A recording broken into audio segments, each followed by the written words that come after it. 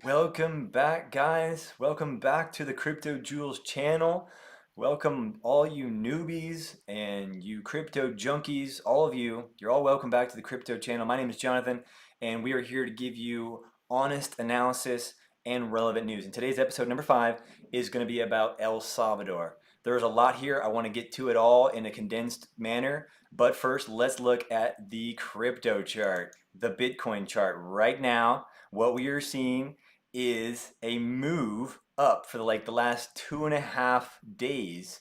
So we've had a nice run, and it's looking like we just hit 36,000, and now that we've converted 35,000 potentially to a support, holding 36 was not a problem at all.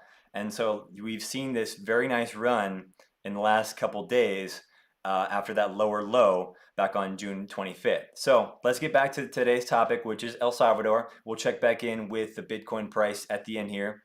You might have seen this. This is nuts. The World Bank slams Bitcoin, declines to help El Salvador's cryptocurrency plan.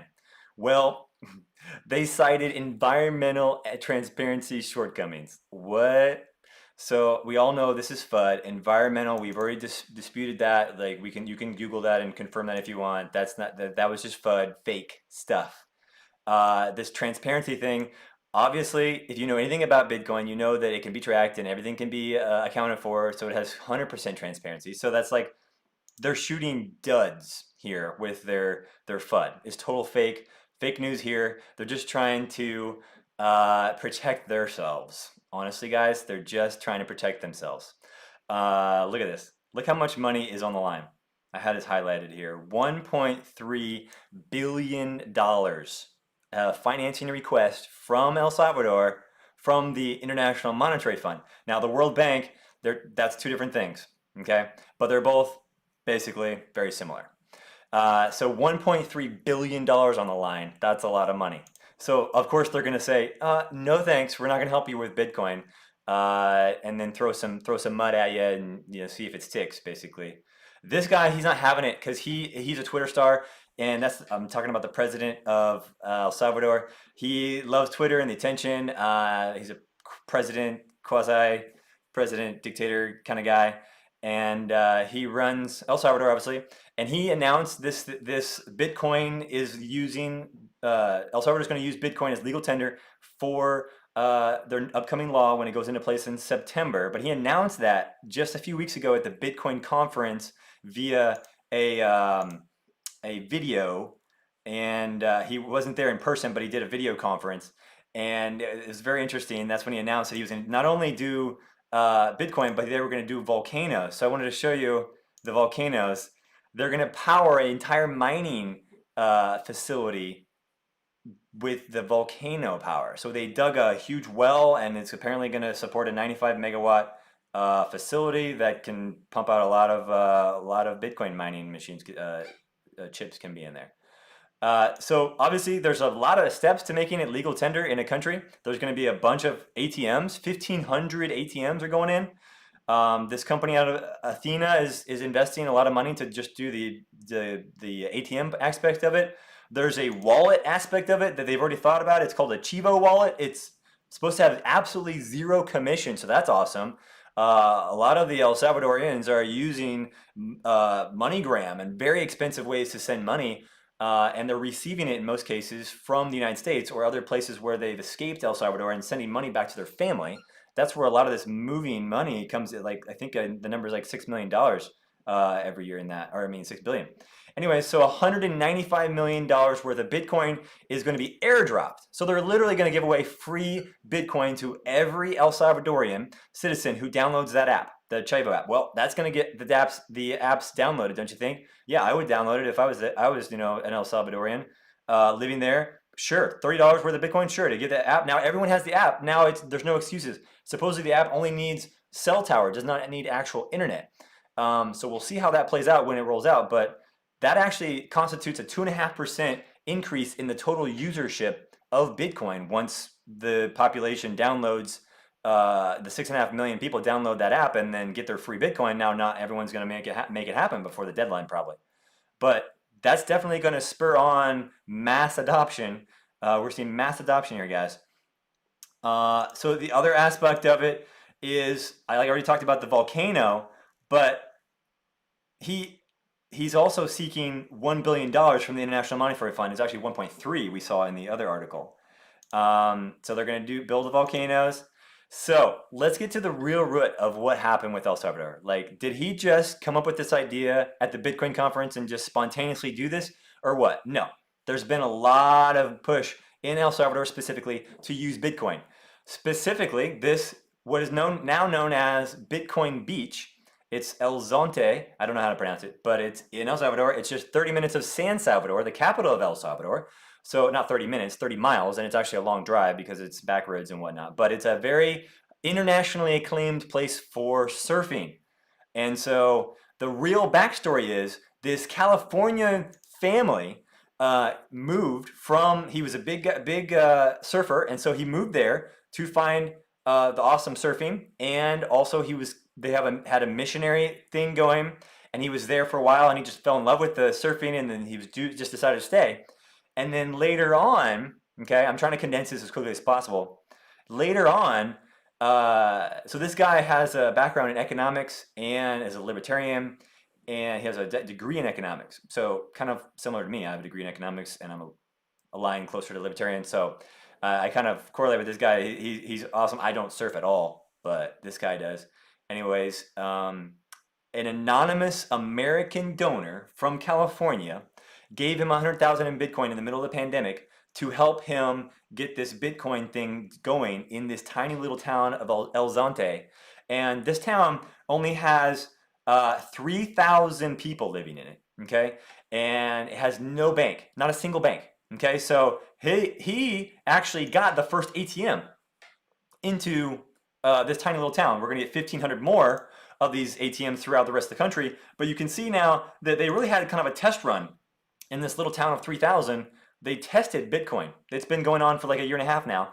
In the middle of the pandemic is when it kind of really got a boost from that donation. An anonymous American donor kind of met him through their Bitcoin, their common similarities of Bitcoin, and also his whole family was on a mission trip down there. So it was kind of a church group that actually connected him to this anonymous donor, and bam, $100,000. And what did he do with it? He gave it away to people in that town of 3,000. There's about 500 families. He paid them to pick up trash. He paid them to do this. He paid them for his small business, his little shop he was running. And he got a couple other businesses to start accepting it. He got an ATM going, and sure enough, people were using this app they got an app that actually uses the Lightning platform for Bitcoin, so it's very, very low cost in comparison to the cost of a MoneyGram or these other the Western Union. Oh my gosh, they're killing you in fees, and they don't have access to a bank at all. So the actual statistics is 70%. 70%, guys, of El Salvador doesn't have access to traditional financial services. And here's some statistics here that talks about the population group. So they're not an aging population group, man. You don't have as long of a lifespan. It's a much younger population. You have a younger president. You have acceptance to Bitcoin because they're used to their inflationary currencies there. United States dollar was their primary legal tender up until recently, obviously, but it only started in 2000, the year 2000, end of 2000.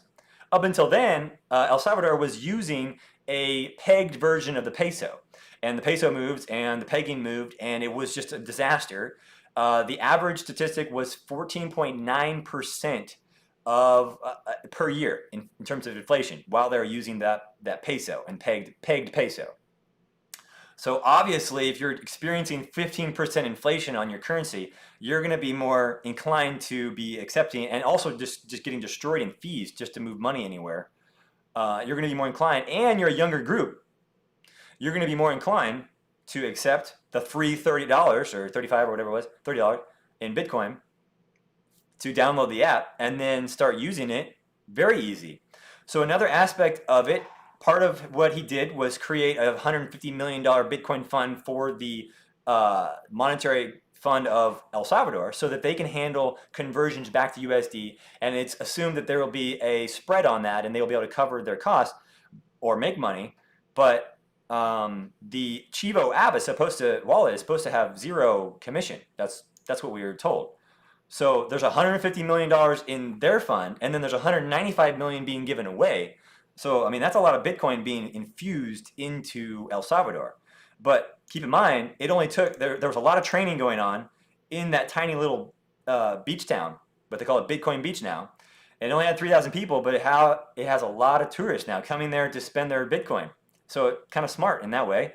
Um, they are 30 miles from the capital. It was a nice little test bed to be able to see if Bitcoin's going to work and get it infiltrated into the culture a little bit. And it has some momentum now. It wasn't just a shot from the hip. The president actually allowed this platform to work and grow and see how it would go, and then decided to move forward and do it with the entire country. So pretty neat, guys. One little follow-up I did, because I'm a Cardano guy, and full disclosure, none of this is financial advice, but I'm telling you, Cardano is an awesome project.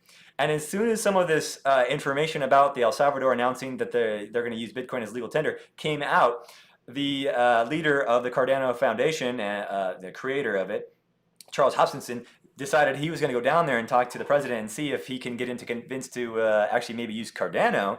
I don't know how he does it. He's doing so much work in Africa, but he's wanting to help Latin America. Obviously, El Salvador is in Latin America. There's a lot of other countries that are nearby that are considering using cryptocurrencies to solve some of their same other issues that make it a good test area. And he's got so much in Africa going on. That's the whole point of Cardano, really. But I digress. Cardano is also the potential for other altcoins to be traded in or used in El Salvador now opens up very easily as soon as you have an app trading a wallet app downloaded by the entire country, forced downloaded almost. I mean, like here, $30, you have to download, otherwise you don't get your $30. So hopefully that kind of boiled down all the confusion about what's happening in El Salvador. And there's the whole volcano situation where they're going to have that 95 megawatt volcano. 45% of the world is thought to not have good access to regular financial services. 70% is El Salvador, so they're in the high part of that. Now they're all going to be having access to their own financial freedom via the Bitcoin. So once they get into cryptocurrency, they can start getting into passive income generating. And if you follow me, I'm big onto the blockchain passive.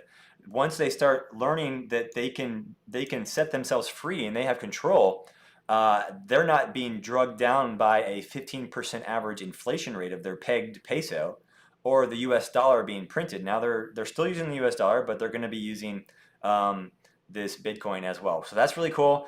That's all the information I had on El Salvador. I think this is going to be a massive push. You saw that it started from a small family moving to a beach town, chasing the surf, and a $100,000 donation through a church group, and bam, Bitcoin is now the legal tender of El Salvador. Think about that. Now, next time you think that one small action can't change the world, think again. Here is an amazing example of that happening right in front of us in the crypto world.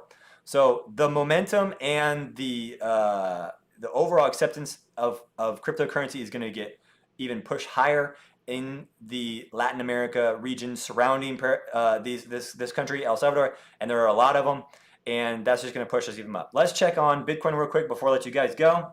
We are still hovering just above $36,000.